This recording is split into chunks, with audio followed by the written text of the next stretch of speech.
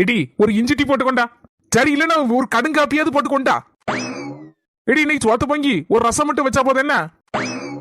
Eddy போறதுக்கு மாத்து துணி இல்லாம இதே 2 நாளா போட்டுக்க குளிக்காம துணி வேற சேர்ந்து கிடக்கட்டி எங்களோ துவச்சு போட்டுட்டி.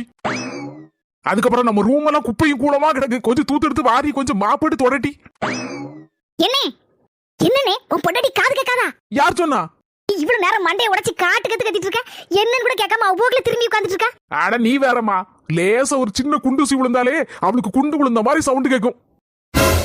இப்ப பாரு நான் மெதுவா பேசுறேன். தங்கச்சி என் பொண்டாட்டிக்கு அடுத்த மாசம் பிறந்த நாள் வருதுல்ல, அதுக்கு ஒரு நெக்லஸ் வாங்கி போட்டலாம்னு நினைச்சிட்டு இருக்கேன். அதுக்கப்புறம் ஒரு 5000 ரூபாய்க்கு பட்டு எடுத்து கையில கொடுத்துடணும். பிறகு வேற எப்படி அவளுக்கு பிடிச்ச மாதிரி பிரியாணி கிரியாணி எல்லாத்தையும் ஆர்டர் பண்ணி அவளை சர்ப்ரைஸ் பண்ணிடணும். அவளை ஒரு வாரத்துக்கு சோறு முகண்ட ஒண்ணு போகான்னு சொல்லிடணும். என் பிறந்த நாளுக்கு நெக்லஸ்லாம் வேண்டாம், இடுப்புக்கு